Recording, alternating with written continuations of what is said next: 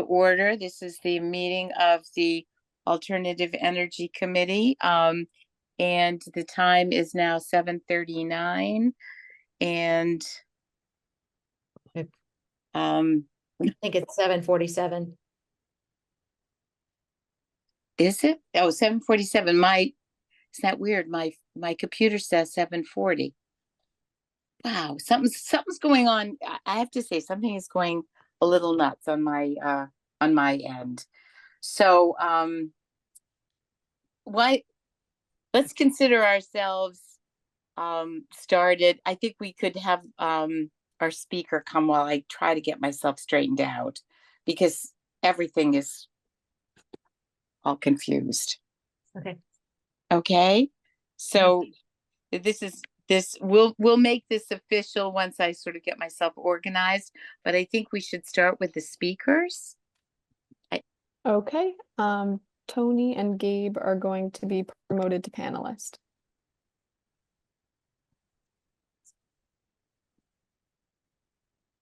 And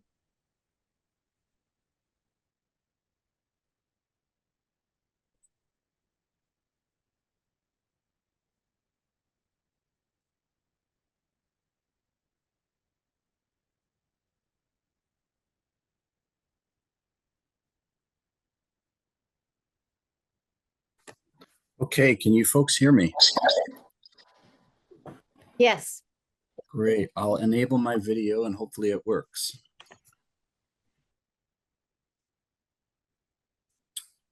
Okay, there we go. Hey, everyone.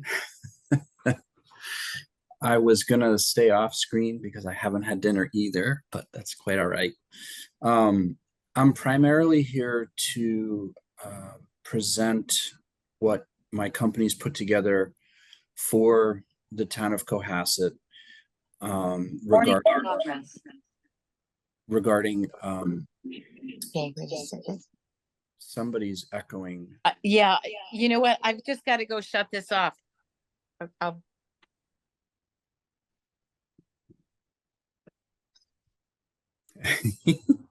Just put it on mute, Deb. I think it would be fine. Okay, hang on a sec. Hang on. Okay. Okay. I am in the technically challenged group, so we're good. So what I wanted to do is present some ideas on where we are with regard to some fast charging opportunities in the town of Cohasset. Tony and I work for a company called Innovus Energy. I'm one of the founders, longtime South Shore guy, grew up in Kingston and still reside in Kingston. And there's a level of urgency. What's happened with National Grid is the fast charging program has become oversubscribed. So they had a goal of, I think, 500 ports to be installed by, I want to say, the end of 2026. And there's currently applications for, I think, around 900 ports.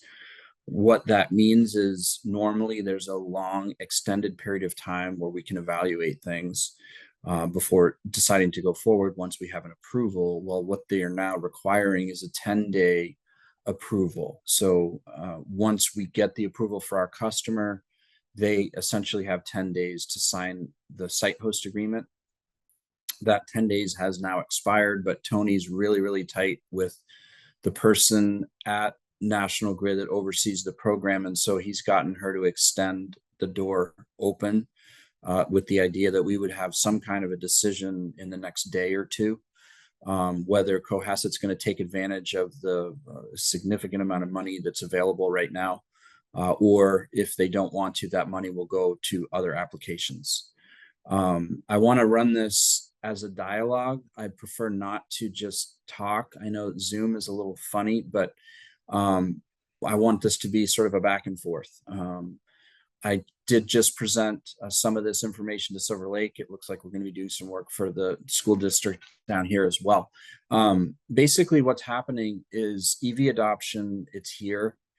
It has tailed off in the past couple of years, but there is technology advancements that we believe are going to significantly accelerate adoption. I do a lot of content on LinkedIn, and a recent release that I did was Samsung has just released a battery that's going to actually be in production in cars in 2025 that is designed to charge on a fast charger in 10 minutes. And the range on that battery is 600 miles. And when I did the post on LinkedIn, I said I believe this is a leapfrog technology that's essentially going to be disruptive for EV and encourage more and more people to get into the space. Electric vehicles are where the Massachusetts government is pushing. They're trying to electrify heating. They're trying to electrify transportation because of the problem that they sort of deem the problem as a carbon issue.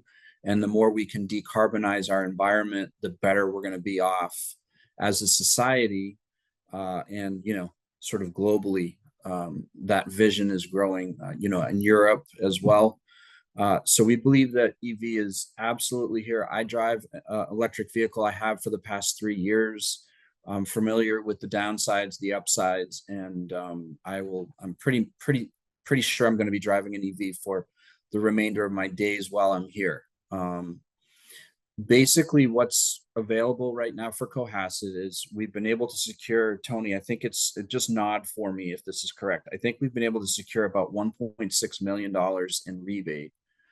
And that is currently available. The offer is extended. There is some out of pocket for Cohasset if we were to do all the sites. We did have a meeting with Julia and Michelle, I believe it was Tuesday. And in that meeting, I think there was one site that we decided not to do. But Michelle and Julia had communicated, which is why I'm here, of course, that really the approval needs to come from the council or the committee.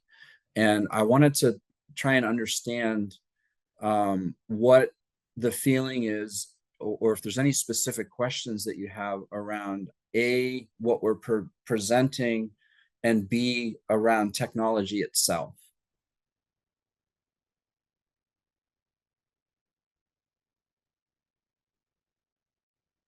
Sorry. As long as no one, oh, go ahead. I was just going to say, I really don't know.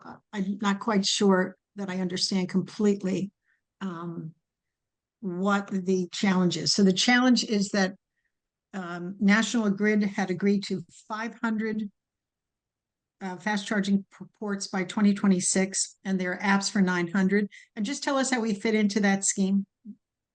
What that means is the program is being stressed. Right. And what happens when a program that gets stressed is generally they'll reallocate money. And usually what they do is reduce the amount of money that they're willing to pay, because what they're trying to do is encourage adoption.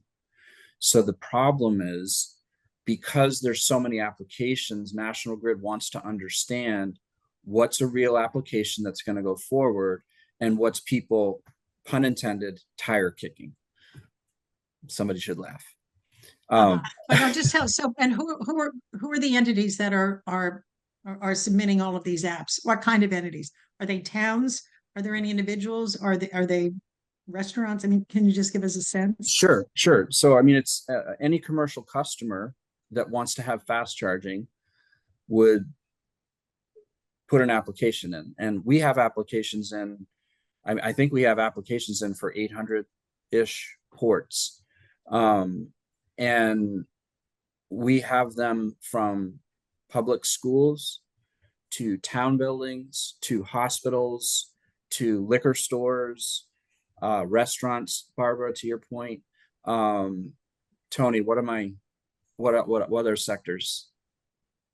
We have the food industry, like a lot of Dunkin' Donuts franchises are doing. We have a lot of commercial real estate properties that own multiple locations, so they're putting in for their tenants as well and for the public. Yep. Can And what's you, the foot? Go ahead. Sorry. Go ahead, Martha. Can you just describe what it is that you're proposing? Sure.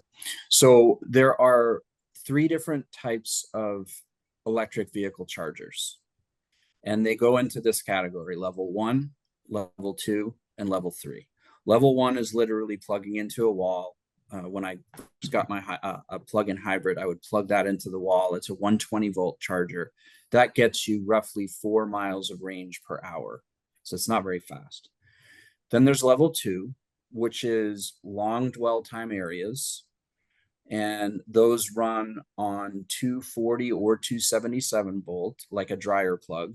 And they will get you anywhere from 9 miles of range up to, say, 35 miles of range per hour. Then there's level 3. Level 3 is what the Tesla supercharger network is. So they're designed to charge your car at a rate of somewhere around 100 to 300 miles of range per hour. As far up as like 700, but there's this really weird thing with your battery that as it gets full, it slows down the amount of charge coming in. So what we're talking about right now is level 3. When they rolled out the program, again, no pun intended, they wrote the program in such a way that fast charging is like a total no-brainer in terms of the amount of money that's available. So it's like 80 to 90% covered. By And who? by the utility, which all of us are paying into that program. If you look at a commercial electric bill, I think now even a residential electric bill, you're going to find a line item for electric vehicle charging or electric vehicle. And that's what funds the program. So all the ratepayers fund it. The urgency that we're trying to communicate is we believe, based on what we're hearing from National Grid, that the rebates for fast charging are probably going to be going down, if not completely reallocated, because they're going to shoot past their goal. What we have for Cohasset is approved and ready. And the thing I didn't mention about level 3 is because you're moving so much electricity, it can actually become a revenue generator. So Julia shared with us the ChargePoint session information. Anybody know how many sessions have happened in Cohasset since January 1st? Any rough guesses how many times somebody has plugged their car in? Yeah, I have the dashboard right in front of me here. We do about 250 a month or so. So Yeah. 8 months, so about that's about 2,000 sessions. Yeah, so I did a quick total of an Excel because it was exported. I didn't see the dashboard, and I calculated about 2,300 and I think 8 sessions, and that has not yielded the town very much money because you're not charging that fast. But I would say I was pleasantly surprised at that amount of sessions. So I did a little funky math, converted it into fast charging, assuming somebody would keep their car on the charger for a half hour. 9 sessions per day, I think, is what that comes down to. And I'm coming out with a profit that would yield the town of somewhere around between $6,000 and $7,000, $6,500 or something like that. Per month. If that was translated. Not per month. That would be total so far this year. Oh, year to date. Okay, so Yep. about $10,000 a year. Something like that. And as more people drive electric vehicles, that number is going to go up. And so, can I just back up a little bit? So Sure. National Grid, I guess the state sort of mandated this program, and National Grid implemented it through a surcharge to all its customers that fund this money, this pot, and now we're all applying for it to get the level 3 chargers. That's not a bad interpretation of what's happening. And so, and when you talk about profitability, I mean, you see how do you think about that? So you have a fast charger, somebody comes, says they plug in, you must be assuming a cost of per kilowatt. I'm assuming you're paying 23 cents. Yeah, I'm assuming you're charging 45 cents, 45 cents. which is not that's pretty. Yeah, I mean, I pay about that with And Tesla. so It might be how do 42. what's yours, how do you get your handle around demand? I mean, for like, we have an electric vehicle too. Yep. I think, I know, we have a level 2 charger in our house. So Yep. just plug her on in and pay way less than 45 cents. I guess if it was an emergency and I needed to charge up quick to be going a longer trip, I'd pop over there and go to the level 3. So in your experience, how does demand get generated in a town like Cohasset for these level 3 chargers? It's simply by drivers understanding. Oh, I forgot to plug in last night. I'm gonna go over there for a half hour. Do So you I think didn't. it's, Go if they're ahead. residents rather than transient passersby? You think they're all residents? I would say a majority are probably going to be residents. Although, to your point, we did map out fast chargers around you and there are none. So that will draw EV drivers. I think there's a fast charger about a mile away here in Hingham, Is there one up in Station Hingham? Street, There's on one in, Station Street, Hingham. There's one in Norwell at the Trader Joe's shopping center. Yeah. Yeah, And then there's there's Tesla, which has a bunch right in Norwell. but not Cohasset. And I don't think there's one in Situate. So I mean, like, if the goal is for all of us to be driving electric, which that's where the state wants this to go, I view this, and okay, I'm biased, but I view it as a limited window of opportunity for Cohasset to take advantage of incentives that are essentially paying for almost all of this. So yeah, I wanted to get, so basic, is there any downside for us if we say, okay, we apply for the grant, we get it, and basically we get a level 3 charger free? Is that? It's not quite free. Tony knows the economics better than I do. So on the average of the sites, we looked at multiple sites. So if we want to just take any site, we can use Milliken Park, for example. We're looking at 6 ports of DC fast.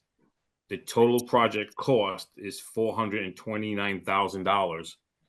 And the cost to the town is $6,719.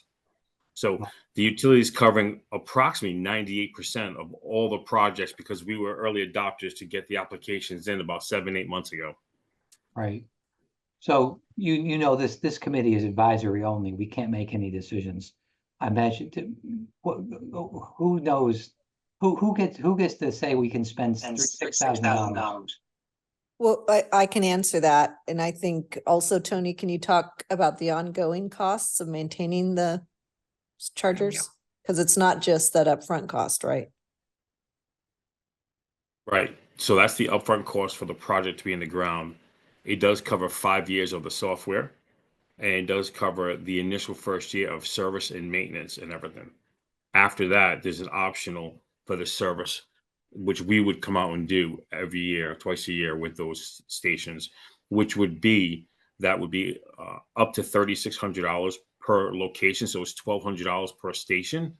But obviously with 4 to 5 locations, if you do them all, that's going to significantly be reduced. Right. So I think we had estimated 15,000 a year when you had talked about 5 locations. But are you now proposing one at Milliken? And we'll talk about the sites next. One at Milliken with 6 ports. So it's only $3,600 for one site. Like, how can we get the ongoing costs? I think $6,000 up front is not an issue, Chris. And we'd have to take it to town meeting and it'd have to be approved either as part of a budget or as part of a line item. Knowing what we've gotten approved in the past, I don't think that's going to be the issue. I think the concern that I've heard and the concern that is going to be done is with the ongoing costs. Is it 50,000, 15,000 a year? What are the ongoing commitments?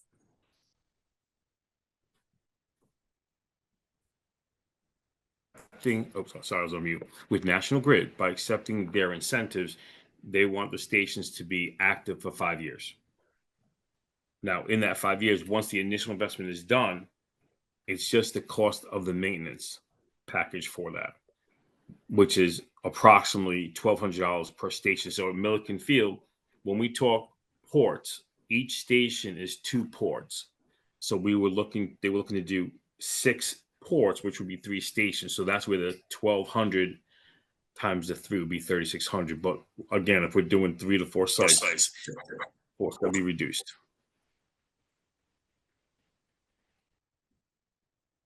Sorry,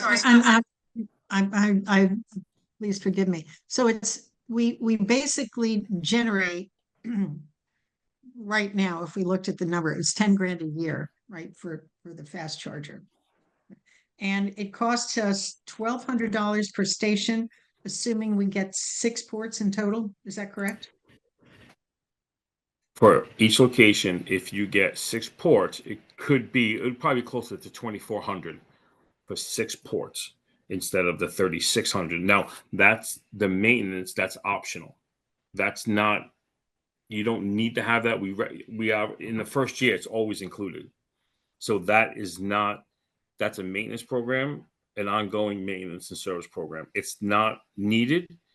So it's not option. It is optional. We think it's worth it because with the amount of power that goes through the stations and the amount of use that could happen to keep them working properly and functioning properly, it makes sense. But you could say we don't want to do that, and then we can, look at it that way as well. Tony, would an option be an on-demand service? So we just use them till one of them breaks and call you up and you come out and fix it for a fixed fee or something? Yes, that is also an option, correct. And how much approximately would that be per incident?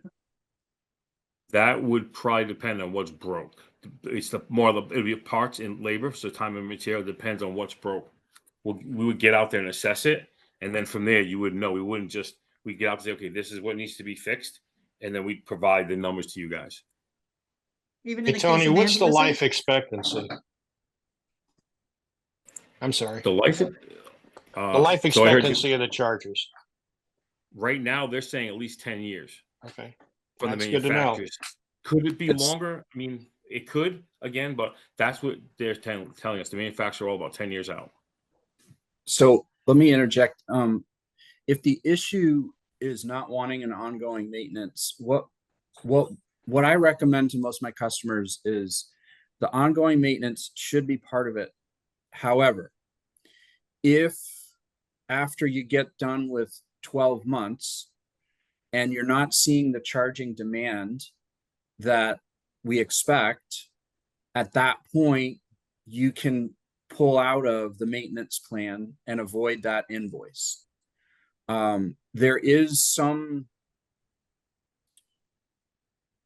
importance to making sure that we're inspecting the units. There's a lot of heat that gets built up, and there's fans and there's filters. Those need to be changed, which is part of the service plan. However, if the stations aren't getting used, then those fans and filters don't need service like they would if you're getting a lot of use out of it. My calculation of $6,000 ish, 6 to 7 a year,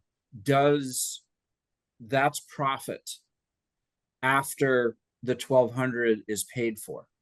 So yeah, but I do understand the concern there, that the service plan you don't get invoiced until 12 months after we've activated stations. If at that time you see that you're not getting the usage that you'd like to see, we can just pull you out of that program. Sorry, Gary or Tony, is there just a 5-year and a 10-year financial analysis that you guys can share? I'd be curious to see that with some add-ons for unplanned maintenance. If something goes wrong, the big concern here in terms of shortening the payback period is going to be uptime, of course, right? Not just frequency of folks coming to these chargers. If they're not working, there's no money, right? So, I think it'd be helpful for the committee to understand, what your experience has been with unplanned maintenance, where things that are not covered by your program, and then also some, kind of maybe projected financial analysis that we can kind of play around with, what we think the frequency of charges will be, how much would be collected. You know, we can make assumptions on electricity rates, or at least the spread between what we charge and what we pay. And I think that's going to really help us analyze that. If that's something that you guys could provide to the committee separately, you know, under separate cover.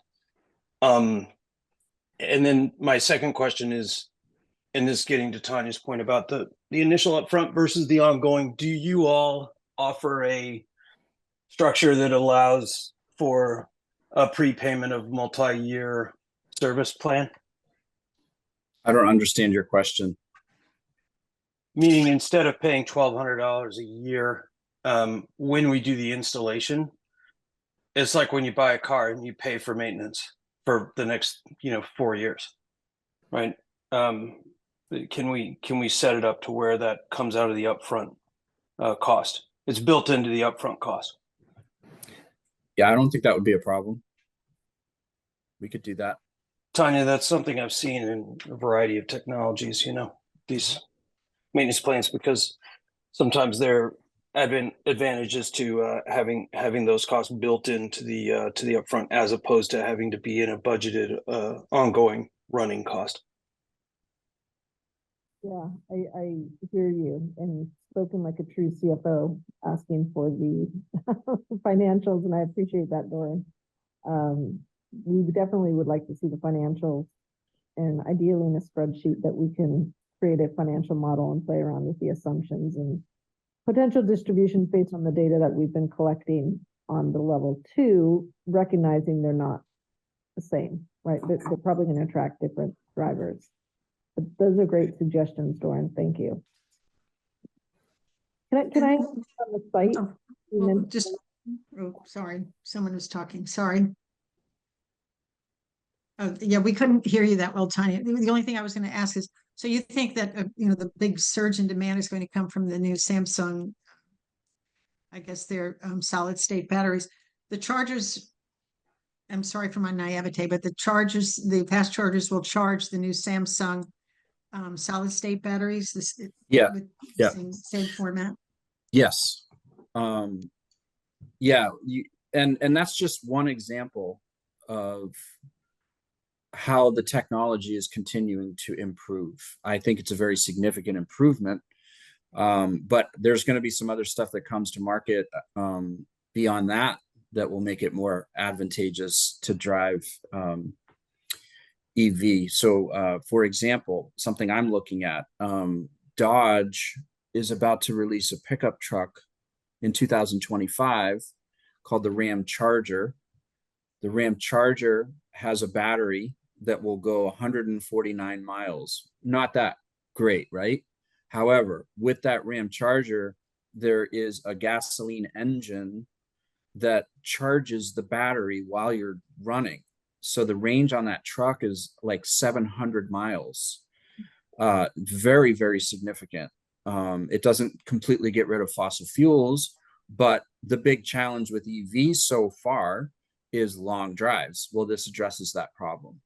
Something I want to bring forward to the committee that is an option, and I don't want to mess things up.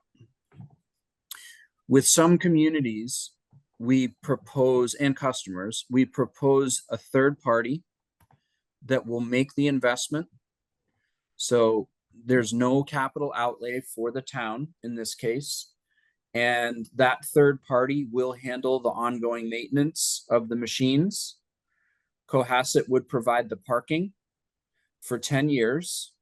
And this third party company would split the profit. They would give 30% of the profit to Cohasset. So it's a risk-free way to do it. There's one responsibility that the town would have, and that would be to provide making sure that the stations are free and clear of snow during the winter time. So that's a way to overcome these concerns.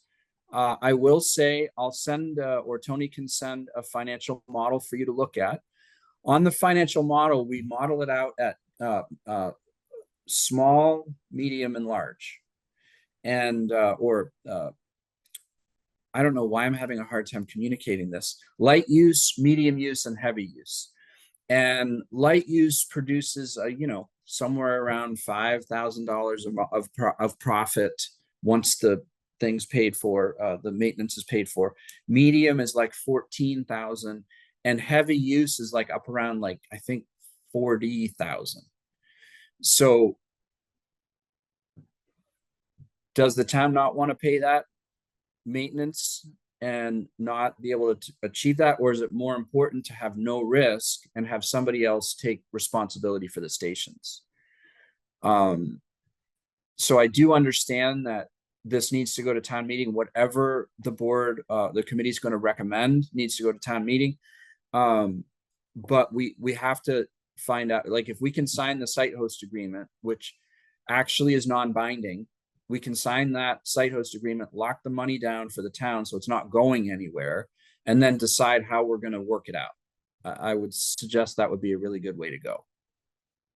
Sorry, Gary, to be clear, the site host agreement would be something that would be non-binding and also transferable if we decided to go the route of having a third-party ownership model. Correct.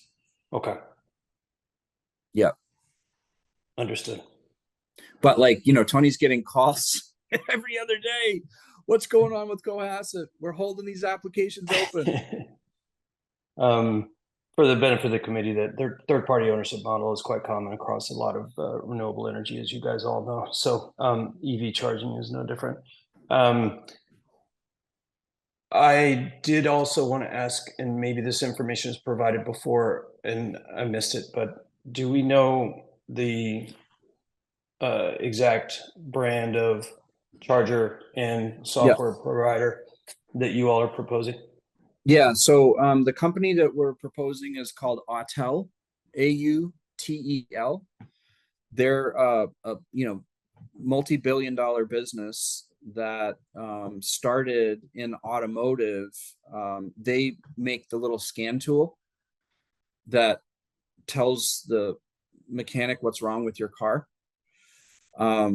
It's very, very robust technology, good company. They're not going anywhere. The software that we're proposing is called ReadyCharge. And what's really advantageous to ReadyCharge, whether you decide to, I mean, this really is speaks more to if Cohasset wants to own and operate the equipment. It's pay as you go. So it's not like with ChargePoint, for example, you have ongoing subscription fees, no matter if you're earning money or not earning money. With ReadyCharge, you pay as people charge. And I think it's 5 cents a kilowatt hour. So it's reasonable. Well, what, I mean, 5 cents a kilowatt hour? I mean, that's their What they take. They take 5 cents per kilowatt hour. Correct. So let's go back to 23 cents and then charging 45. You would be actually earning 40 minus 23. Does that make sense? You know, and that's a competitive rate. That seems kind of, I don't know.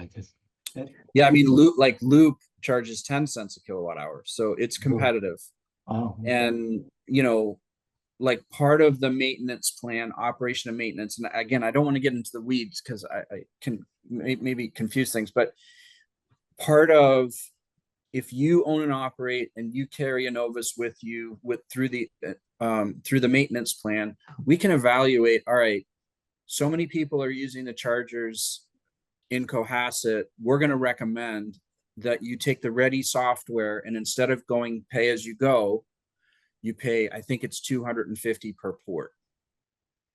There's a break-even point at which it makes more sense to use a subscription flat fee than it is ongoing, but we always suggest the pay as you go to start with before we understand how many people are charging on those stations. I just take a giant step backwards and say, what is the objective of this agenda item? What is this committee? That's a great question. We would like to get an authorization to sign the site host agreements. Tanya, can we, I mean, is that something within our? I think. We can make, I think what we would want to do, first of all, we'd want to see the financials, we'd want to see the agreements. We'd want to make sure we understand signing this is truly non-binding. And we would, as a committee, review all that, and we could do it quickly because this committee is very efficient. We would then make a recommendation either in person or in writing to the town and the select board about how to proceed with this. That is the role of this committee. We then, whether we're leasing the land for the third party to come in and do this, or using the land, I guess if the town owns these, we don't need to worry about it, but we'd have to go to town meeting to get the budget approval. And if we're leasing the land to a third party, the disposition approval under 30B procurement. So we'd have to do a procurement process. So there is a longer process that's recognized. I think that's why there's a non-binding site authorization that they're looking for. But the first step would be this committee reviews the opportunity and makes a recommendation. And this has been reviewed by us before. As you know, I don't think this is a new opportunity, but maybe it's a new version of the opportunity. But there was a prior version of this that we reviewed before and had a lot of questions, a lot of which are coming up today. So I think this committee would make the recommendation on how to proceed.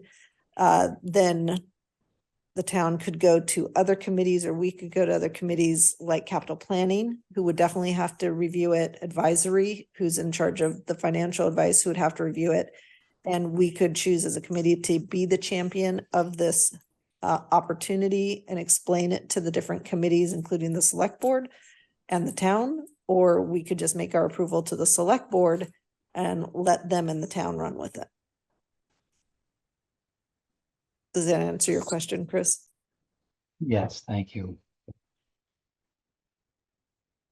One other question about the site host agreement. Once that's signed and the incentive is locked in, does National Grid or does the program have a deadline for the installation? It's really, at that point, it's National Grid. So what happens with level 3 that's a lot different than level 2 is we actually have to bring in an entirely new service. So there's a lot of backup right now. I think they want to see, National Grid wants to see everything installed within a year. However, they're the ones that are the delay. So there's not So the much 1 year exposure. is the 1 year requirement something where there's a cliff and something will expire, or is it just as long as we get all of our work done Correct. within the year, everything's installed and just waiting to be connected, then it can wait as long as it takes National Grid to actually get it connected? I think they want to just make sure that when they do their work, stuff Yep. gets installed. Sure. Understood. Yeah. And what does their backlog look like right now? Like how long is it taking them? A year, 2 years? No, it's not 2 years, and Okay. it's not a year, but Okay. then there is some inconsistency because sometimes you have to drop a pole and the pole takes, and there's transformer issues. So, we just want to, you definitely wouldn't want to do this on your own. It's like we're a liaison, we're talking to them on a bi-weekly basis with the pipeline we have with them. So, you're in good hands there. No, sure, understood. And I think that's part of the evaluation of which sites would be used, right? I mean, I think as for the committee, that's obviously we want to shorten the time and the amount of CapEx that Nat Grid has to put in order to put these things or get them up and operating. But also we want to pick the sites where it's going to be the most beneficial for the town in terms of whether it's foot traffic we're looking for, or just economics of people going in and spending money while their car is charging. Yep. So the clear next step, Tony, I think, is to get the economic sheet over to them. That should remain between us. It's kind of proprietary. We've developed it. So we're in agreement on that. Yes. And then the other thing that you were asking was about what? Oh, the site host agreement. Right, the site host agreement, the maintenance agreement, anything that the town would sign as part of this, like just put the whole package together. Okay. If you, I apologize, I was late to this meeting and I'm very glad this committee moved to start without me. Do we know what site you're proposing?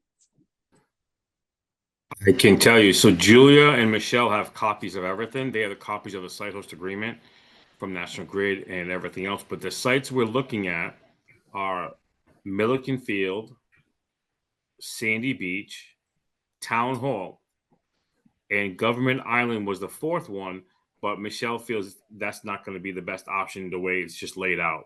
So the three that are on the table from our meeting this week was Milliken Field, Sandy Beach, and Town Hall. Okay. We could not do the library because the library had already received incentives for the level 2s, so you can't get a second incentive on the same address. Tanya, my suspicion is we're going to have to, number one, I think I'm not sure about the process or the procedures, whether we need to have a non-disclosure agreement signed or something like that, or how the information, the model can be actually provided to the committee in a way that we're not required to disclose it publicly. There's no way to do that. Okay. I just, if somebody issues a FOIA request, the town has to be responsive to that, but Right. I will try to get some type of protections on this, commercially confidential, other things that might prevent a FOIA request, but just be aware anything you provide to the town, any town, is subject to a FOIA request, Freedom of Information Act.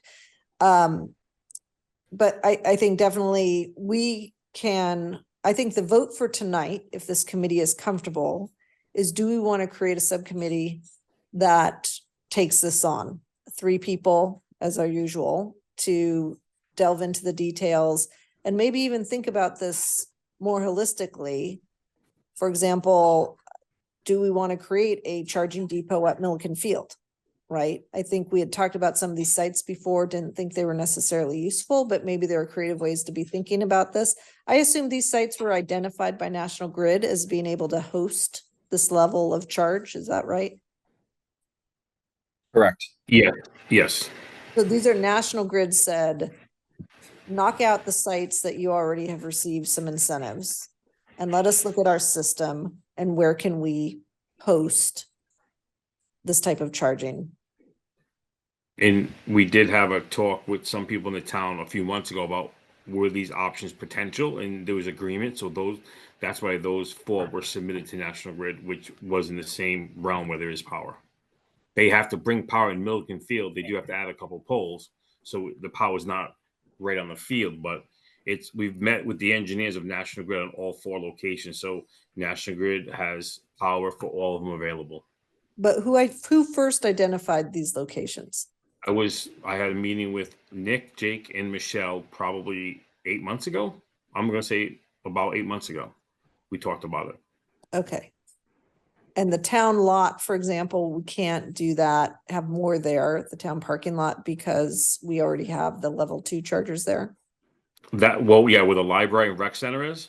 No, different location. The town parking lot. I think this committee had concerns about those sites as being I don't know the right way to describe it. I think this committee expressed in the past that those were not ideal sites for a fast charging location and were perplexed as to how those were chosen. That said, if that's all we have to work with, either because there are no other town sites that would be eligible, or National Grid has not identified other town sites that would be eligible, or whatever the reason, we can have the committee consider those sites and think about it. And I suppose, Tanya, we could have the subcommittee actually evaluate alternative sites. We just need some help from the town and what else might be available, I guess. Yeah, and the town can definitely help on that, but it sounds like there are restrictions that are preventing us. Yep. Like the high school would be out, but the high school, middle school would be out, but Deer Hill Osgood would be in. So if we were to do a bus depot, charging depot across from Deer Hill, now we bring in the schools, which can delay things, but Right. I think I'd like that committee, if this committee wants that subcommittee, I think that subcommittee can go on what we've discussed, but most certainly could be creative on thinking about how to take advantage of this opportunity in a smart way that will increase the probability of this actually being able to cover the costs, regardless of how we go about doing it, right? So I think that subcommittee would be tasked with a little bit of creativity in addition to just reviewing the documents and the financials and trying to think if this makes sense for the town. And then that subcommittee could come back to this committee with a recommendation on whether to proceed with a recommendation, and if so, whether this committee wants to be the champion of the initiative. Does that make sense to everybody as far as the next step for us to vote on? Mhm. Makes Okay. sense to me. Tanya, So- let me just interject that Sure. these applications are for specific places. So if you want other places, then we would need to submit applications for those other places, and all of our applications right now are on hold. So we're allowed to submit them, but they go into a waiting pot until we understand how much money is left in the program. So just when you evaluate, make sure you understand, think about that as well. Well, These applications have already been submitted? Oh, yeah. That's how Okay. we get the rebate approvals. Okay. including Government Island? Correct. Okay, so I think that the subcommittee, we'd ask that the subcommittee work with you, if you'd be able to give us some more of your time. This has been very helpful. That the subcommittee work with you and truly understand the constraints, and most certainly we could be focused on these initial sites. Sure. But I think this committee I'm very proud of, because we look at things thoroughly and holistically and comprehensively. Yeah, And no, it's great. part of a broader understanding of what is the objective of having these fast chargers for the town. Understood.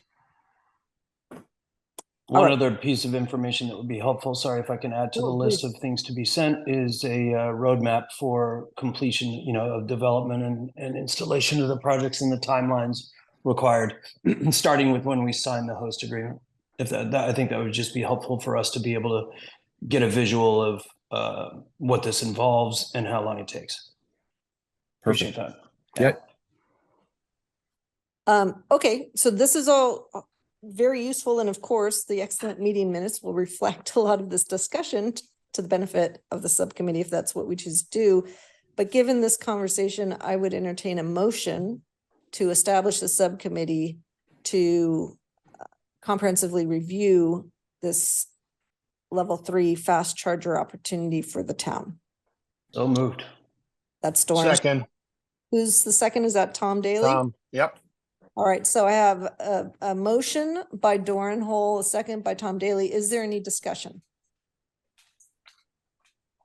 All right, we've had some good discussion. Having no additional discussion, I would entertain a vote. We have a motion and a second, and we have to do a roll call vote where you say your name and how you vote.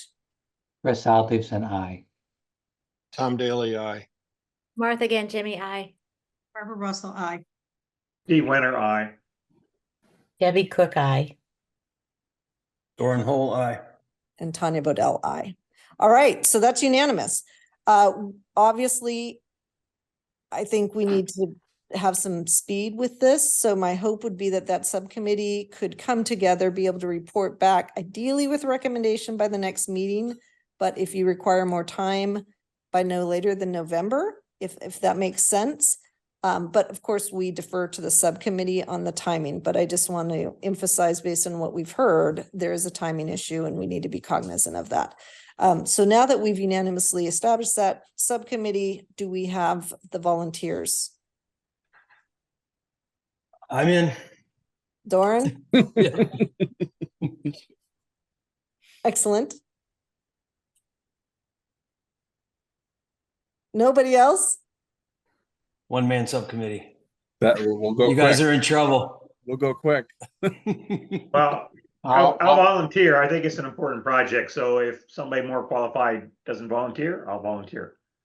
Well, I don't know that I'm I'm in. more qualified. Okay, I'll defer to Tom. No, stay. Oh, so have we gotten our three? Great. Chris would be good. Chris, I think since you've been tracking the other ones.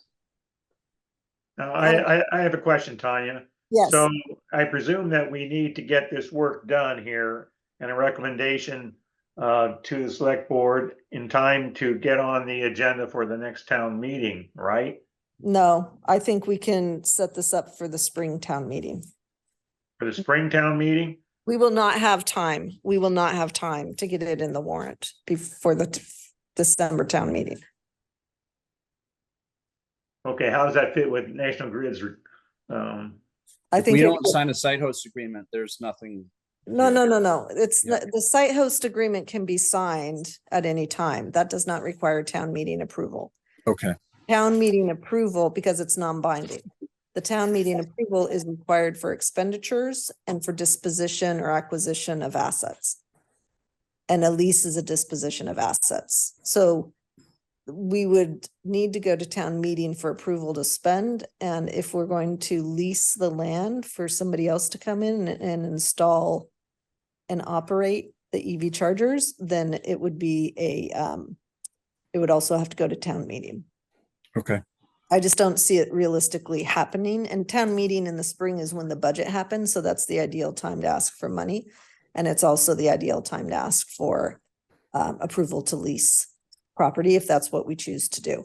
So Okay. as far as the signing, that's why I'm hoping we can get that done with our recommendation by the next meeting or the meeting after that.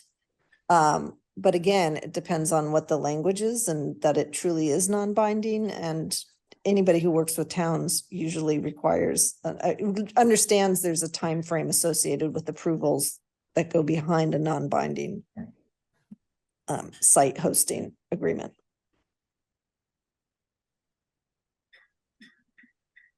Is that timing aligned? when's your next meeting? We meet the second Thursday of every month.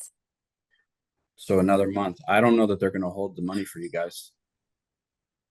For that site host agreement. Well, then what we'll have our subcommittee do is find that out. We can Okay. talk to our National Grid representative or have you introduce us to the National Grid representative, but the subcommittee is now in charge. And we have our subcommittee, which is Doran, Chris, and Steve. Great. Sounds good. Okay, thank you so much for coming. This was Yes, Tanya, thank Thank you. you for this opportunity. Wonderful. Appreciate it. Take care, everyone. And Yeah. if I leave here, it's not gonna nuke the meeting, correct? Because I'm like a moderator or something like that. No, All right, you're all thank set you. to- All right, take care. Thank you. Thank you both. Thanks, Bye. guys. Yeah, take care. All right, whoever was moderating, I would say, why don't you keep continuing and I will sit back and be a member of the meeting. And I say, Tanya, I figured out what my problem was. I had canceled my Zoom membership and not changed it to the free one. That's why I couldn't get on. It took me forever to figure out that was the issue and not a technical issue. So anyway, I'm all set. And we didn't open the meeting properly. I was so discombobulated. And I've spent this whole time trying to figure out what the problem was, and that was it. So don't cancel your membership and then think you can just jump on Zoom again.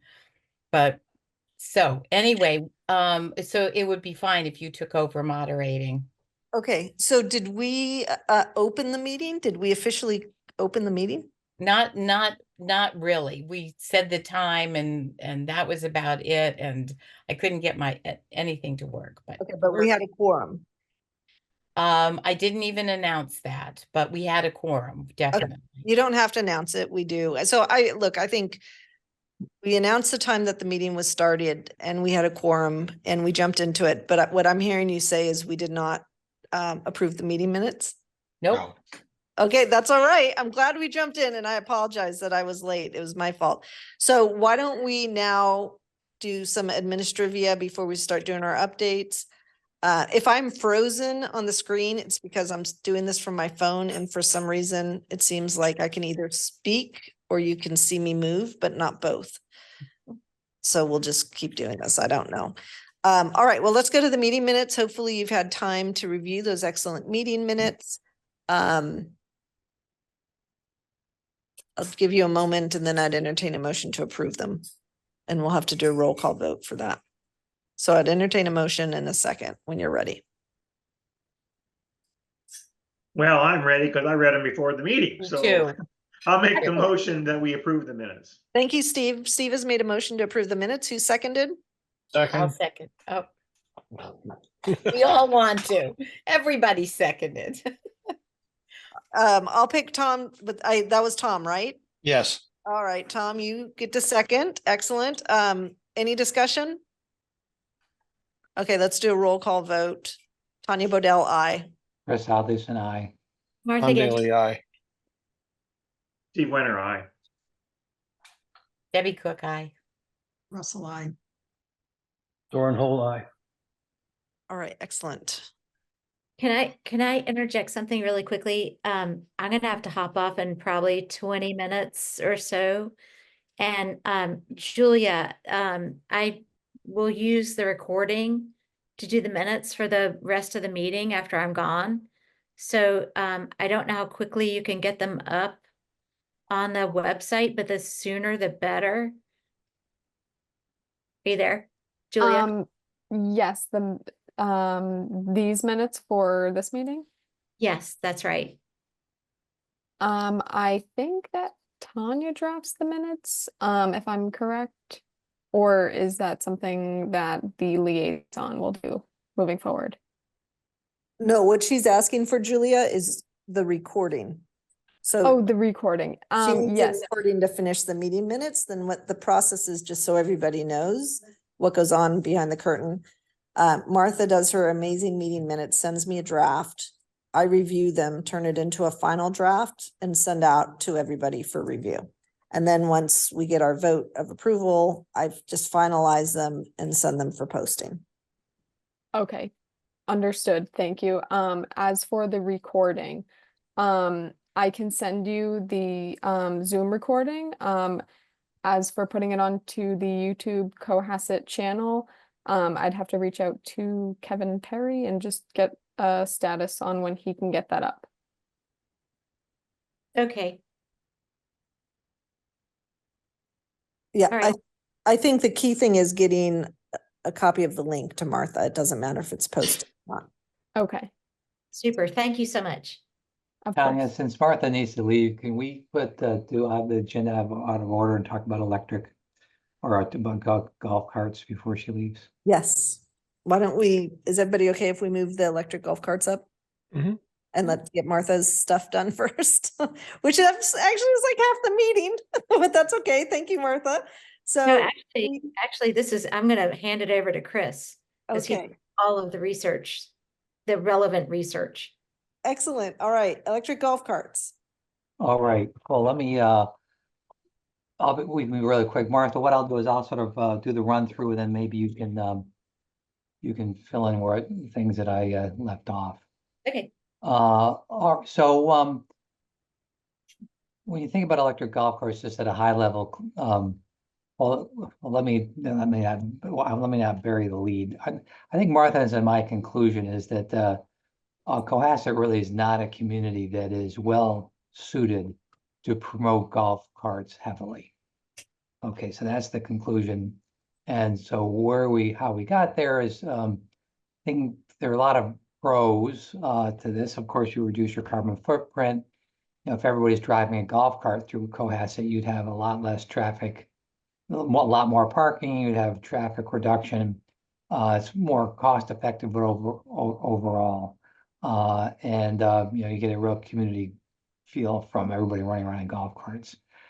There is a major issue with a town like Cohasset with the safety concerns. When you do the research, there's a lot of talk about being very, very thoughtful about laying out golf cart routes, access, and so on. I think jumping to to just a major point is all the commercial businesses on 3A probably would not be accessible using the existing road infrastructure, because 3A is just too high of a speed road to accommodate golf carts. And of course, if you do go down this path, if we were to do any further work, there's a whole lot of technical things to understand in terms of you know, what are the licensing, registration, speed limits, insurance requirements, that sort of thing. We also researched a number of we identified a number of case examples, one of which is called the Villages in Florida. And we did a little more deep dive into the villages of Florida. And let me give you a little description of what's going on down there. I have to find my, find my source here. So the Villages is a community that, over 55 community that was established in 1985. It has grown to, I think, 65,000 homes and 110,000 residents. It was designed from day one to be golf cart centric. So what they have is almost a parallel road network with golf carts for golf carts. All the commercial real estate is accessible by the golf carts, and you can imagine with what did I say, 65,000 homes or something. The oh, here we are. Hold on, it's 65,000 homes, population 110,000. To give you it spans 3 counties, and it sort of touches 3 counties. Almost takes an hour in a golf cart to get from one end to another. There are 100 miles of golf carts in this community. There is golf carts are limited to 20 miles per hour. On major roadways, they have underpasses or overpasses. Interesting, this community, 90% of the golf carts are gas. This one individual I talked to does 80% of their getting around in their golf cart. They do all their errands, then they use 3 gallons of gas a week. These carts, a real basic cart is around $15,000. So more specifically to Cohasset, I mean, Martha and I chatted, and I mean, first of all, it's a limited season. But probably primarily is that this is, I'm not sure that I would feel comfortable promoting a lot of use of golf carts on even roads like Main Street and Forest Avenue, given that we don't have any shoulders and we don't have any anything to ensure the safety of the drivers of these golf carts.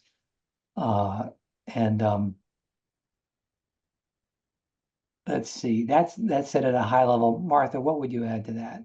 Yeah, I mean, the only other thing is just that golf carts require really smooth roads that are really well maintained and kept up nicely. And Cohasset has a really hard time paving its roads, and there are potholes and so forth. So, I mean, I think it comes down to safety. Like, we can't really widen the roads to accommodate golf carts, and it would be a nice to have thing, but probably not something our committee wants to go out and be the cheerleader for.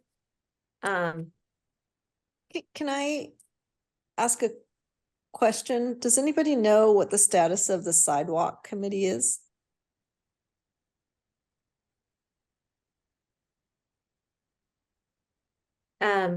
I didn't know we had a sidewalk committee. We do.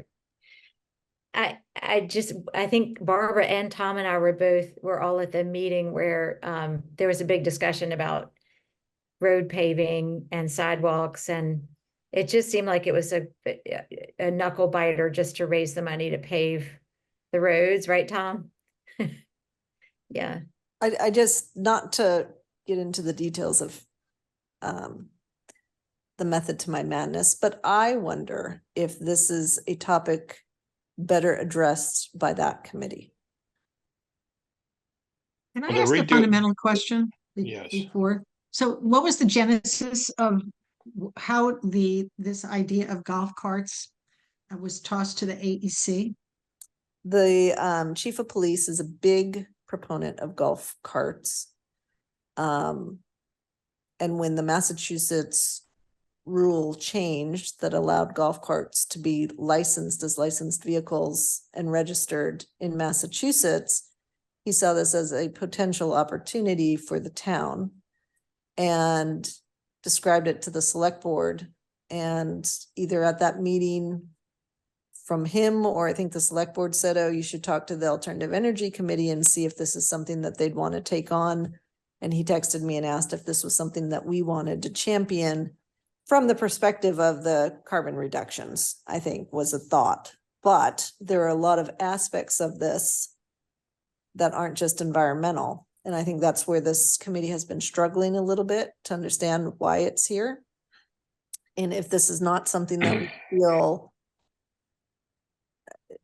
we're completely able to understand, review, and make recommendations on, or something that we at this point don't feel comfortable being the champion of, we can either just let it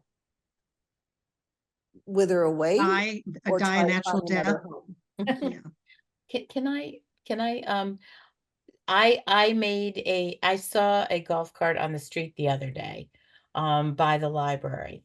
I mean, a real bona fide golf cart. Now, you said, Tanya, that he said they were by a matter of right. I mean, you can't say no if they want to do it, right? That's So, correct. so we could just let it happen organically. I mean, I don't think that I personally, and I know they would never allow them to go on sidewalks, so they would have to be on the road.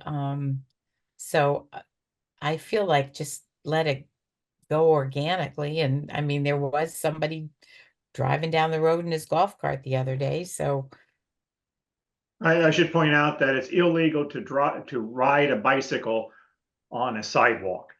And certainly not a motorized vehicle. That would never fly. Okay, the reason I was thinking the sidewalk committee would be a committee that could take this on is not because they're just designing sidewalks. They're also looking at roads and repurposing roads, and they're doing a broader study on transportation needs within the town. Well, that sounds like a much better fit. I mean, a major issue here is the safety and the routing of these carts, especially if you want to do errands on 3A. I mean, I think, I don't know, but are golf carts allowed on roads with a speed limit of a 3? No. Yeah. They're not. They're So not. limited. Are they restricted to electric golf carts?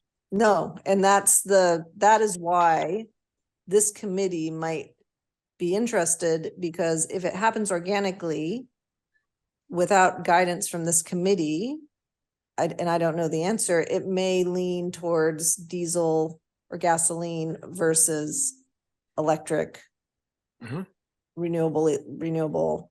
Well, even if it's a gasoline, it reduces your carbon footprint. You're pushing around a lot less metal. Yeah, but do we know? I mean, I imagine like if you had McKinsey come in, they'd say, so is this a substitute for using an ICE vehicle, right, or an EV? Or is it just kind of like a fun thing? Is it incremental usage of a motor vehicle? That's a great Because question, it's Barbara. fun. The villages, I mean, the average ownership is one ICE or one large vehicle and one golf cart. I mean, they clearly use their golf cart. He uses the golf cart 80% of the time. Yeah. The person Chris, that- I'll say from experience, because my parents lived there. For my parents, it's more like 95% of the time. 95. Okay, wow. Yeah. So, But the weather allows it. which it often does in the villages.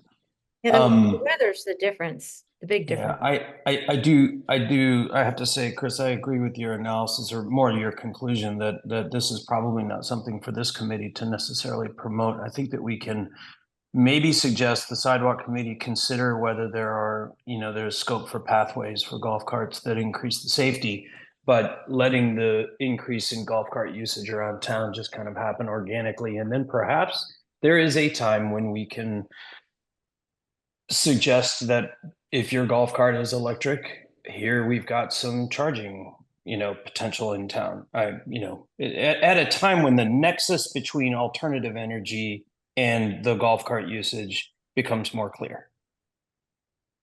All right, well, so it sounds like, and we do not need a vote on this, but it sounds like based on this excellent work subcommittee, as always, I will just out of, professional and personal respect, go to the chief of police, let him know what our thoughts are, our findings, see if he has any feedback. Julia, if you can communicate with Michelle and Chris that this is sort of where we're coming out. And then I'll also look up what's the status of the sidewalk committee and talk to the chair and see, just let them know that we're not moving on this, but it might be something for them to consider given the change in Massachusetts law and that it needs to be incorporated into their transportation analysis and thinking as to how to create pathways for movement in the town. Does that Anya, Absolutely. can I suggest that when you speak with the chief of police that you let him know that based on our analysis, the safety was the key priority in the design of the ability to, promote the use of golf carts, using the villages as an example. And then that we, as a committee, just don't believe that's our domain. Right? Yes. Yeah. Yes. No, and I think that's part of the conversation so that we Yeah. continue to get opportunities to review these types of initiatives, but also just to make it clear, we're not just glomming onto everything that comes our way. Right. We're very Right. diligent about what we have our expertise in and sticking to our knitting. Yeah. And as much as sometimes it looks like we're expanding it. And yes, so I'll have those conversations. I also, Julia, if you'd like, I'm happy to have an in-person meeting with Michelle and Chris about this, or I see Chris walking his dog on the street frequently lately. And so sometimes we have these conversations as well. So I will take the lead on communicating where this committee, the subcommittee has come out and this committee has come out with respect to our potential role in electric or in golf carts. Okay, let me know if you need me to set up a meeting. Okay, I think we should set up a meeting anyway, Julia, and we might want to think about doing it on a monthly basis, just so that we can have an ongoing conversation with the town staff and town manager and or Michelle about just some of the initiatives and things that are going. I know you're serving as a great liaison, but sometimes it's helpful just to be able to communicate some of these things and keep the ball rolling on others. Sure, I can set that up. Okay, excellent. Very good. Thank you, Chris, and thank you, Martha. Martha, and I know both of you, so what I'd like to do is focus on the other things. I guess, Chris, if you want to do the data report, and then Martha, if you could give us an update on the bylaws, and then we'll still have a quorum when you leave, which I think your goal was 9 o'clock, and we can address the other issues. Right, data report. Okay, let me see if I can share my screen here. Share screen, share.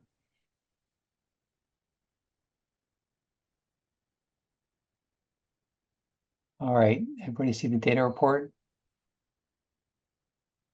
Can you Yeah. see? Okay, great. Let me get you out of the way here so I can read it myself.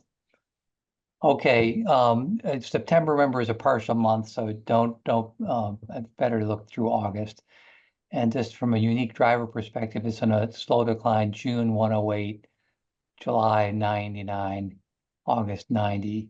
And you take a look at the number of sessions, they're down as well, from 330 in June to 200, which was a high, to 285. Energy, interestingly, energy was flat between June and July, the two highs, but then did finally decline a bit in August. So I have not looked at the sort of the spreadsheet with the longer term trends, but those are the shorter term trends here. And maybe that's just the summer cyclicality, which I did not I didn't look at either. I apologize. Chris, could you do us a favor and pull that data and and send it to our EV charging subcommittee? I'd say go back as far as you can, or at least back to September when we started charging. Yeah, Charging. Just whatever you can pull in the raw data form. yeah, I'll do that. Yeah, And send it to Doran, Tom, and Steve.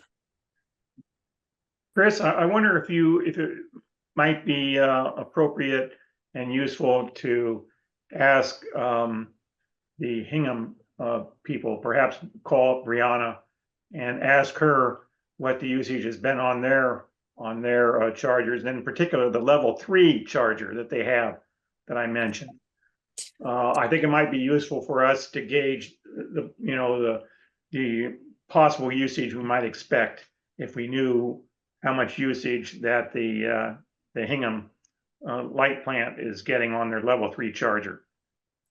So I'd give that to the subcommittee as a suggestion. As That's a opposed, great idea. Yeah. it is a Okay. great idea. Great idea, Steve. so Tanya, the subcommittee is Doran. Oh, Chris, are you on the subcommittee? well, that's what you initially said, but I'm fine with Steve being there instead of me if you. Martha, what did I say? I was going to say it the other way around. No. Initially, you said Doran, Tom, and Chris, but then it was Doran, Steve, and Chris. And I don't know who it is now. Okay, so Why let's, don't we do a 4-person committee? you can, but you're gonna have to keep meeting minutes. Oh, that's right. Yeah. But if only 3 of you at a time show up, that's fine. It's your call. It's your call. But let's finalize who that subcommittee is. I thought I don't know what I just recently said, but I thought it was Steve and Tom and Doran. But then I know Steve had said, oh, if somebody else is going to do it, and then I think the way you last left it was Tom, Doran, and myself. yes. But I'm certainly happy to step aside for Chris. I was only volunteering because it didn't look like anybody wanted to do it. So. All right, Well, Chris, can you and Steve take that offline and decide Yeah, between yeah, yourselves? we'll do that. And I'll gather some more data here on the, And keep in mind, even if we have a 3-person subcommittee, it's about the meetings, not the work. So Right. if Chris, given your role on the data, if you want to be I don't know, an unofficial, unattending member of the committee or an official member of the committee that doesn't attend the meetings, that's fine too. We can have, I can be flexible with that way too. okay. I just had some engineering concerns about the locations. We have discussed those locations. But I do think thinking about it more comprehensively, what is the objective? What's in it for the town? Why would we want to do it other than just to grab as much money as we can? Which may be the answer about why we do it, but let's be clear about what the objectives are and why it makes sense. Exactly. Could I just make a point of information here? I don't know whether you know, but Stop and Shop has 2 ports that are free that Wow. they put in their level 2. And so I'm wondering if some of this got siphoned out, people have discovered that. So point of information that we do have 2 more ports in town. Thank you, Debbie. And they're Free, Steve, free. constantly Go in buy a use. I'm loaf gonna of switch from the bread. library to Stop and Shop. Well, where are you going to go? Sandy Beach or Stop and Shop? Yeah. Well, and I think that, again, this is something that I think this is something the subcommittee should be thinking about, which is with all this money available, not just to towns, but also to private entities. Granted, we do have a bylaw limitation on where these can be cited. is there going to be competition very quickly? I mean, these are things that the subcommittee is going to review, but most certainly, Chris, your data savvy, we leave it to the subcommittee to sort itself out and then report back to us in a month. Natalia, do you have off the top of your head when we started charging? We started charging like charging for the charging? Yeah, That would be last September. September of 23. Yes. Okay, great. You'll see it. You'll see the immediate drop. But if you go back, I guess a year's worth of data is good. And that's going to be when when we were charging. Yeah.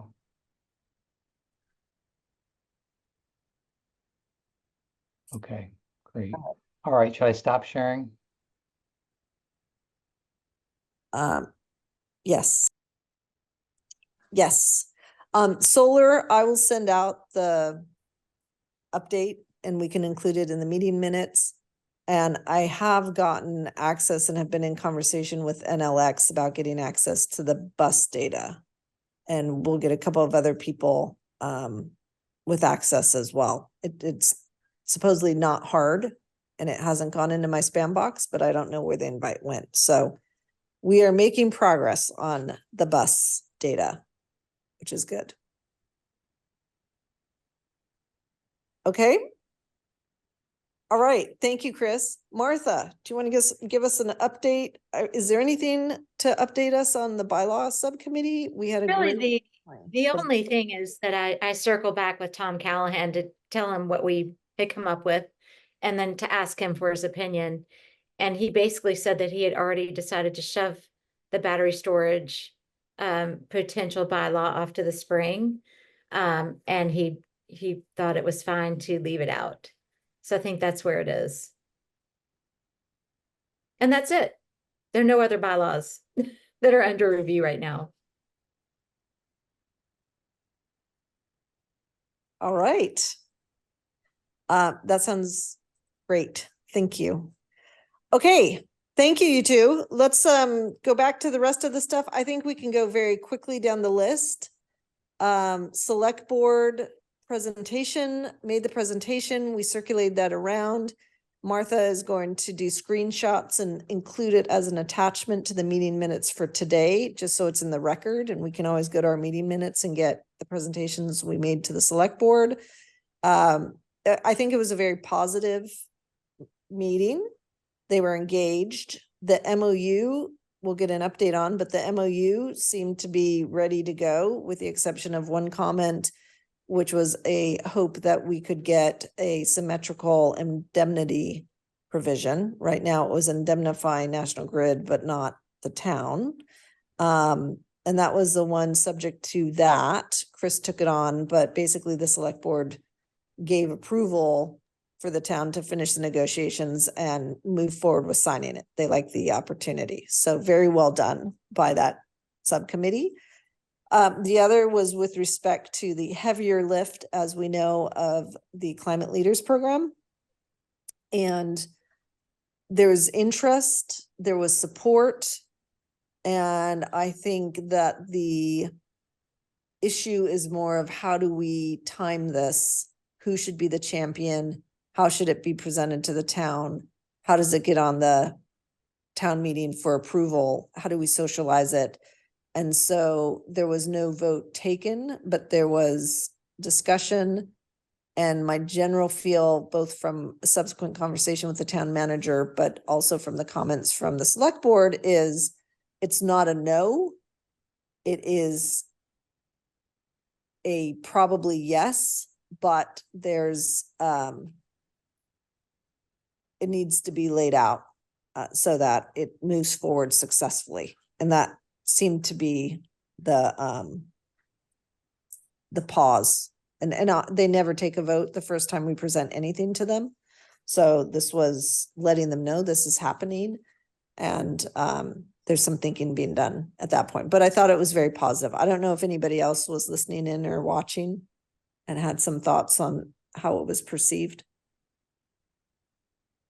Just a question for you, Tanya. What should our strategy be to push, kind of urge the select board to get on board with this idea. Is there anything additional we can do that? So I think if Martha can do an action item for me to follow up with the chair, and so I just wanted to follow up and copy Chris Senior, and then if Julia could talk to Chris and Michelle, and this could be one of the topics we discuss at our monthly meeting with the staff about how they think we should move this forward and try to get some direction. We did not get direction, but we got positive response.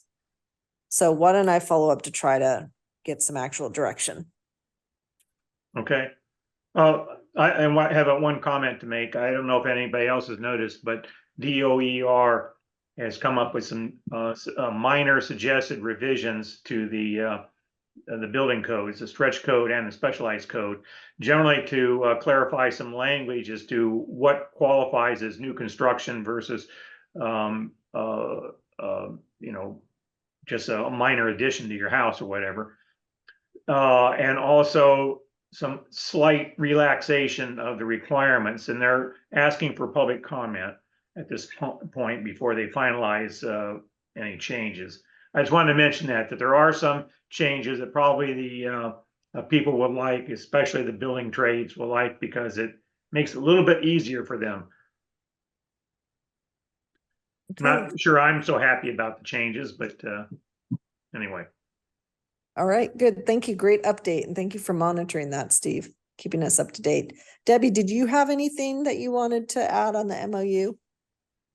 Well, I think, I was looking back, it kind of, when it got sent back to the town, and then the town, was saying they wanted that indemnification thing. And I think, Julie, if you're there, you were gonna walk that through according to my, our email chain about that, because so basically, so do you have any status on that, Julia? Yeah, so I reached out to Michelle for town council's contact information because Amanda had sent the MOU with the updates made by National Grid's council. Is this what is this? Yes, that's what we're Okay. talking about. Yeah, so I had reached out to Michelle just for their contact for I wasn't sure if we were going to touch base with this first, so I didn't it hasn't been sent to our town council yet to review again. But if that is okay, I will send that to them once I receive their contact. I mean, that's Tanya, that's what we talked about, right? Is just going ahead to town council to get this language, because you and Amanda had some dialogue about that too. And it sounded almost like the town would not accept, National Grid would not accept language on Cohasset's part. So I didn't really know where to go with all of this. Yeah, this is above our pay grade. This is now, National Grid does not want to make a symmetrical indemnification. And their logic is when we're doing work on our lines for you to receive electricity, you don't get to get indemnified. You have to indemnify us, and that applies here. And I made the point that it actually doesn't, because in this case, you're asking us to do the work of the energy efficiency.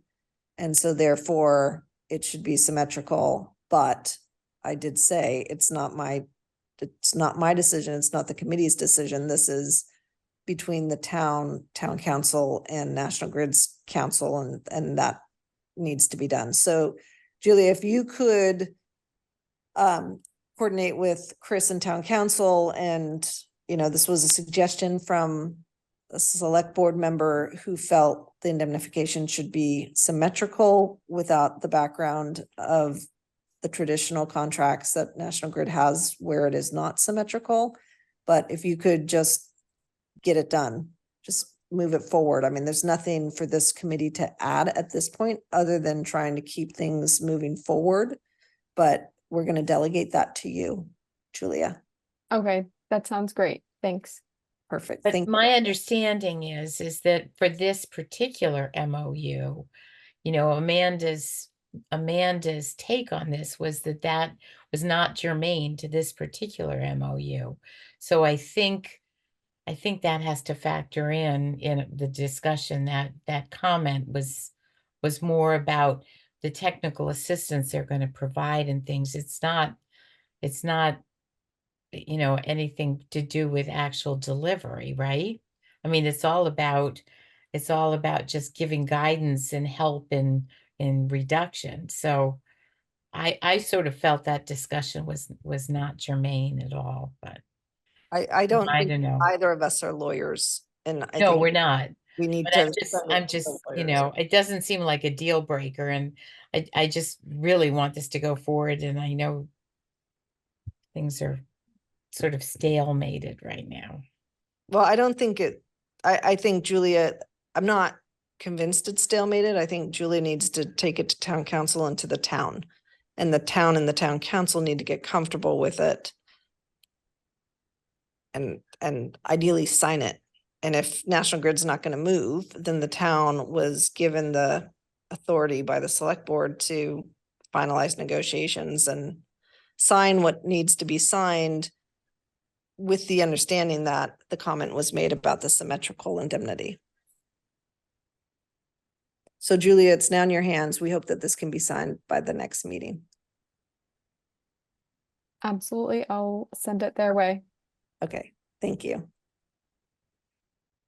All right, fabulous. In the presentation to the select board were 2 charts showing the key metrics. There are additional metrics that I'm not going to get into on this meeting, but we can put on the agenda for the next meeting tied to the survey results. But most certainly, I think the key message from the 2 charts that were included in the presentation of the select board is that this town very much so thinks that climate is an issue and wants to do something about it and would like there to be a climate action plan. So well done on our survey team for getting that information and the data that we could use to express to the select board the basis for our recommendation to proceed with the Climate Leaders Program. All right, Community Choice Aggregation Program. Steve, any update? Well, Rachel Ferdinand, who's the contact person at Good Energy, has been trying to set up a meeting with us, and you replied and I replied back as to when we could meet. I think her last suggested date for meeting was today. Anyways, she hadn't heard from Michelle, and maybe that's why she hasn't set up a meeting date yet. I did send her an email today asking her if a date has been set, but I hadn't heard back from her. Okay, so let's just keep pushing to have that meeting, and Julie, if you can help us to do that and get the meeting set up with Michelle. And maybe, does it have to be with Michelle, or can Julia be the person from the town who sits in? Well, I don't know. Rachel asked if Michelle could attend. Okay. So I don't know. I guess she feels like we needed the town manager or assistant town manager to attend. Okay. All right, well, let's keep moving that forward. The select board did ask us to report on whether the town has saved money through the community aggregation program. I told them that based on some preliminary analysis that we had done, it seemed that the default had broken even for a higher amount of renewables. And that those who had taken the lower cost had saved money, and those who had paid the premium for the 100% renewables obviously paid a premium. But I'm going to do that calculation and be ready to present it at the next meeting. And I think that that's something that we as a team want to know too. Good. Thanks, Tanya. But they were engaged and they were wondering, right? And I think that this is useful for us to put together just so that we can identify how it compares. Well, Tanya, I thought Gary Fogelman was going to do that. Steve and I've asked him to do that. Yeah, I thought he did that. Oh, no, I've never seen it. So did you ever get it? But, because it's also important for Situate and Marshfield. So it seems like, we all want that. Well, So, can you push him? Because I can only do it based on the prices and an estimate of usage. He has the actual usage. yeah. And it matters because the pricing differs depending on if you do a monthly or even a 6-month price with National Grid. The usage varies by season. I'll give him a call. Okay, great. Action item for Steve. Thank you, Steve. I'll still play around with the pricing, but unless I have the actual quantity, it's going to be an I estimate. thought he actually gave us some number some time back a few months ago, but Well, he I has, don't have it at the tip of my tongue here. he'd need to do it through November. So we have Okay. a full assessment. Okay, excellent. Thank you, Steve, on that. Okay, I don't know if we have any updates on our 2024 initiatives, but we're in the home stretch. Education Committee, Debbie? So I did cancel or postpone the last 2 sessions. I postponed the one on the building, on the stretch code, because I thought if we were going to start talking about the other, the my brain is shot, the super stretch code, that it would be very confusing. And I think that, so I canceled that or postponed that one until we figure out a little bit how we want to educate people about stretch codes. And then I also postponed the EV one because I will be out of the country in October, and Barbara and I were talking about, trying to do something a little more splashy about that. And I don't know, I think we might try to think about, really. So anyway, we'll probably push that off. And I would think December would not be great. So maybe in January when people start focusing again. So for right now, I've still got a couple to put up that need to be edited. And then we can start promoting what we've got up there already. So that's my plan. And if other people have other suggestions to put in there, that would be terrific. But I think, with what Barbara and I were talking about with the EV one, that's going to take some prep work. I mean, we want people who have EVs to actually do sort of a roundtable discussion. And now that we have Julia, maybe we won't be bound necessarily to a Zoom thing, but maybe we can do an in-person, and even have something where people have their cars there. I don't know, but anyway. So That sounds great. This just popped into my head and probably from the golf cart discussion. Do we want to think about whether or not we want to do some type of EV parade, either as part of Earth Week or Earth Day, or just highlighting the whole EV thing? As either part of the educational session or separate from that? what? It's Well, I think, intriguing. yeah, what? It's intriguing. I mean, we always have to figure out right to what end. So I mean, we have old car parades, right? I mean, we could do it as, Well, maybe we could do it in the Memorial Day parade and have. I was people- gonna say it could be big part of the hit- Memorial Day. a Maybe big Why don't we have sign. all EVs in the Memorial Day parade? Huh?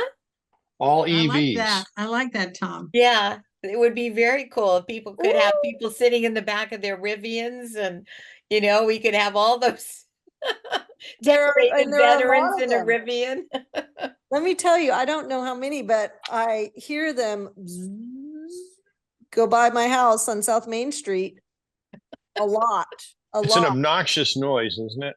It's It's like a really spaceship. bad in the garage, I'll tell you. And I live on Spaceship Avenue is what I live on right now.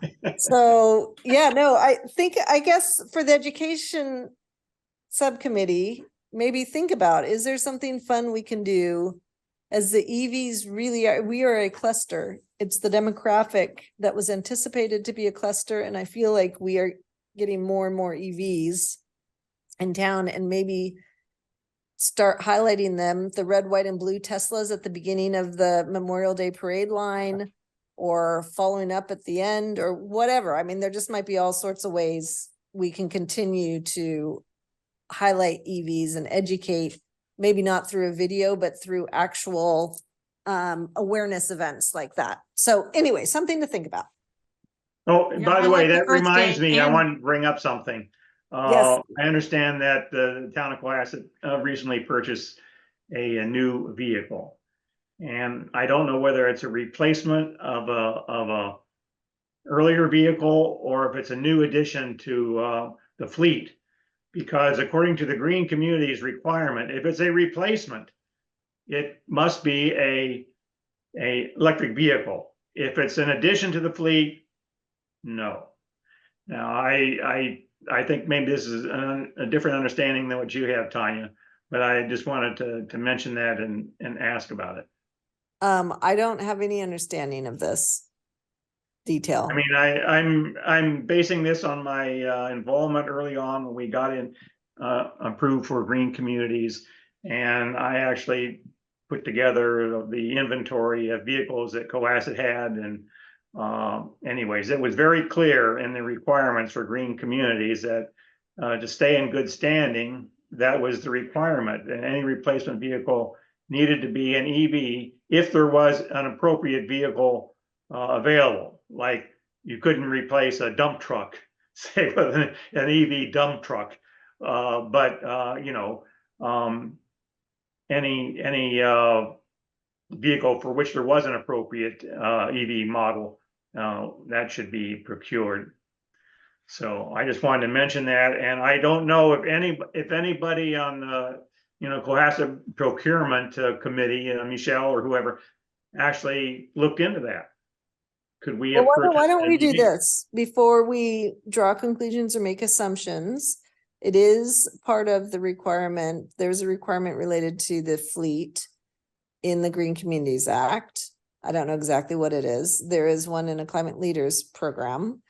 And we will need to know what the lift is as part of the Climate Leaders program commitment. So Julia, would it be possible for you to find out what the status of a fleet assessment is?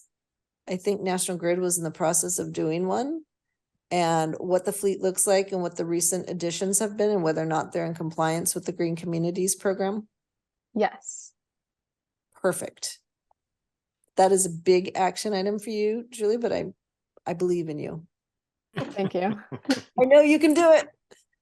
Steve, does that address your concern? Sure. All right, And perfect.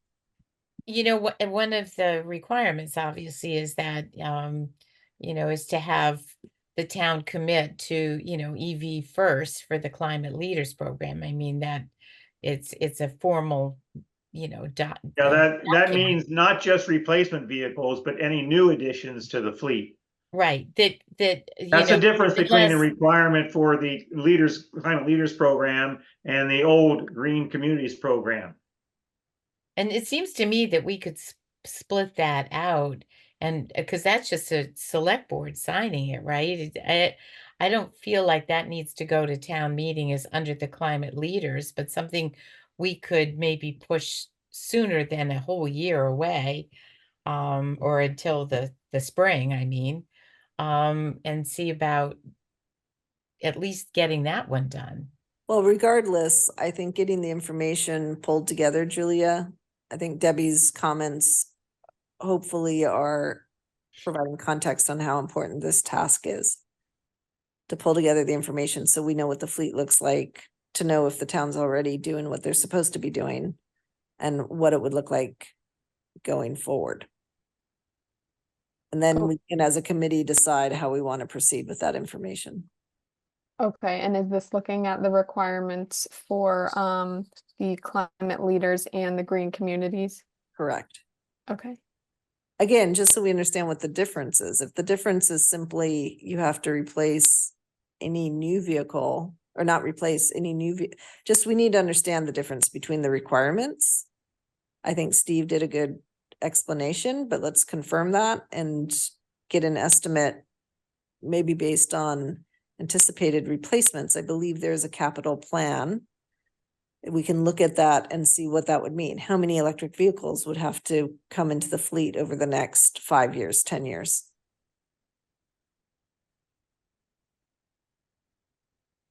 Gotcha. And if you need some assistance, let us know at the next meeting and maybe we can give you some capabilities to just help you with the analysis of the data or anything you need, because this is, I think you could do it most efficiently yourself, but if you need any assistance, we're here to help. Okay. I think maybe a phone call to the Green Communities Coordinator, I forget who that is, but that would be the Lisa obvious Sullivan? way to understand the requirements. Well, but the fleet piece is the bigger lift. Well, this person would be able to tell you. What the I mean, that's their cost- job, right? You're talking about Lisa Sullivan, right? Is that who it is? Okay. Right? Isn't that who it is? Yes. But I think online you probably should be able to find out those different requirements, but I feel like yeah, if I'd be happy to help Julia. Okay. Oh, okay, Debbie, thank you. Thank you. All right. Tom Daly, has the school facilities committee met yet? You know, it's really interesting. I'm on their list and it's been crickets. And I went back, I've been researching their website. Their last meeting, according to the website, was in 2022. And so I can't, no, the answer is no, they haven't met. And Okay. I'm not sure they are regular meters. All right, well, feel free to just ping them again to let them know you're alive. Yes, that's, And you should be on the receiving end because sometimes they're using old lists from 2 years ago to send out the announcement. right. Doran, I don't think you have anything to do on this until the school facilities committee starts moving forward and the schools are going to be replacing their roofs. Yep. But I do think that the Deer Hill Osgood campus might be an ideal location for fast chargers, even though whoever put the list together didn't think so. And that might be because Sawyer Street's a weak part of the system. And so National Grid might not have wanted to do it there. But that said, I think there's a lot of opportunity to make that campus a microgrid, and it hosts the emergency response center in the basement of Deer Hill. And there's a lot of reasons why we could do some very cool things there. So I think let's just keep monitoring what the schools are doing and be ready to assist as they start moving forward with the new roofs. That's great. Tanya, where's the electric bus charging? The electric bus is charging right now off of 3A, Okay. which is where the buses are parked. It's right on the Next to Situate the line. next to the tennis club. That Yes. lot. Got it. Yep. Okay. Yeah, I'm just curious about that because if you do make the capital investment and then NatGrid comes through to upgrade the lines to get more power in there, to allow for that kind of thing, it might be an interesting fold in for additional electric buses that come. But I don't know what impact that has on the route design, for what those electric buses are used for. But I guess that's something I can discuss with the committee. Yep. When the time comes. When the time comes, I Mhm. think the schools are getting more comfortable about that, but obviously the fact they're still paying rent at a third party site for the buses, they haven't gotten their arms around it yet. Right. The other thing Okay. is too, we've got this new police, again, another weak part of the National Grid line in Cohasset, which is the new police station. Seems like there's land there that this town now owns that could host charging. But again, it wasn't on the original list, and for the immediate decision, we have what we have. I am intrigued, by the way, just going back to the I'm intrigued that the third party option was raised at this hour. But I think it's maybe what brings the deal over the finish line. I agree, it's interesting. And you know, from a town's perspective, it brings a much lower risk profile to doing something like this. It does, and I think everyone in this committee probably understands the low risk profile that municipalities, and especially this town, has. Right. Would prefer. And, Yeah. and frankly, that they should have, because it's not their money, Yeah. right? It's, Mhm. and it's not necessarily their area of expertise. But it is an intriguing, if it's real, that might be the no-brainer. Mhm. And the town is used to us, this committee coming to the town and asking for permission to lease town property for something that's going to benefit the town. Correct. And you end up with something that has a much more predictable and lower risk cash flow stream. That's right. That's right. Yep. Okay. And by the way, it also, more importantly, in my mind, creates a market-based test as to whether or not there's enough demand to support the charging stations. Mhm. Because you Oh, can't that's finance. no, that's exactly right. And frankly, the market and the frequency of charging, this is all still fairly nascent, and I'm not sure that we want to be the guinea pigs. No. Okay, very good. I'm glad we're all on the same page, but and that's back to the subcommittee that we created today. So that is it, unless there's a matter not reasonably known in advance. All right, once again, excellent committee meeting. I want to thank you all for your passion. I was so proud of the questions and the discussion and the intelligence that I got to sit back and observe with this committee, talking to our presenters today. So I was very impressed. Thank you for all of your passion and hard work. It is my honor to be working with you on this committee. And I would now entertain a motion to adjourn. So moved. I know we don't want to adjourn. We could do this all night. But thank you, Tom. Do I have a second? Debbie? Or was that, who's this? Martha. Martha, you're still here? Martha, thank you. Second from Martha. We don't need to do a roll call vote. We can just raise our hand. We have a motion and a second to adjourn. All in favor, say aye. Aye. Aye. All right. Thank you, everybody. Thanks. Bye. Thank you all. Bye-bye. Night. Good night. Aye. Night.